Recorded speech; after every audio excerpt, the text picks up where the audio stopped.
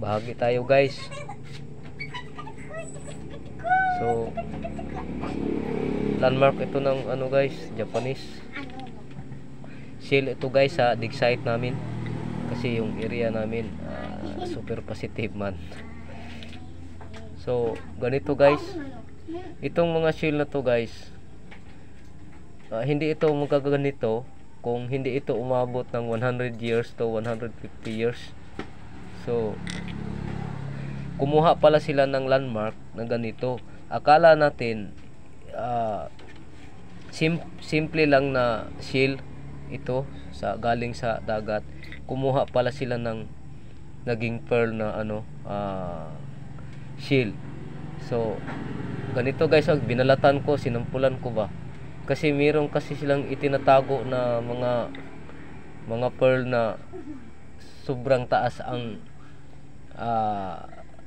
taon na pinili talaga nila sa tabing dagat. Kasi yung area namin galing sa dig site namin, ang dagat is malapit lang, nasa 700 meters. So ito yung landmark lang ito guys, pero may halaga ito. Ito ay isang perlas na shield na sa katagal ng panahon. Ito sayang lang guys, pinutol ko kasi sinampulan ko kasi bakit nag-landmark sila ng shield na kakaiba ang shield na bihira makikita sa dagat ng ganitong klaseng shield. Naging buti na siya guys. Sa estimate ko guys, nasa 150 years na ito.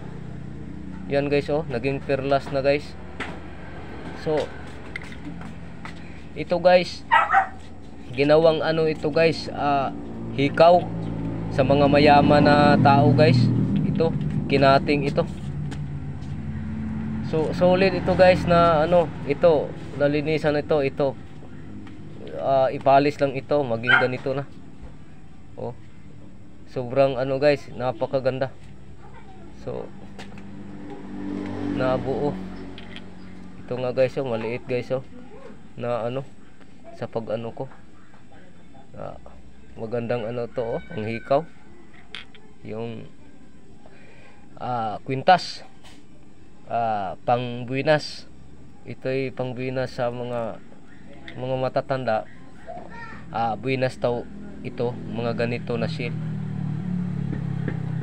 Pagkaganda guys, tunay talaga na pearl na shield. Hindi ko pa natapos, binalatan ko to, iningatan ko para maganda naman. So guys, napakaganda. Meron kaya itong halaga guys? Meron talaga yung magka-interest nito. Pero ito, pag merong marunong nito, ibinta ko ito. So sa mga dig site natin guys, titignan nyo yung mga landmark na shield. Kasi ganito, kumukuha sila ng shield na mataas ang yung taon.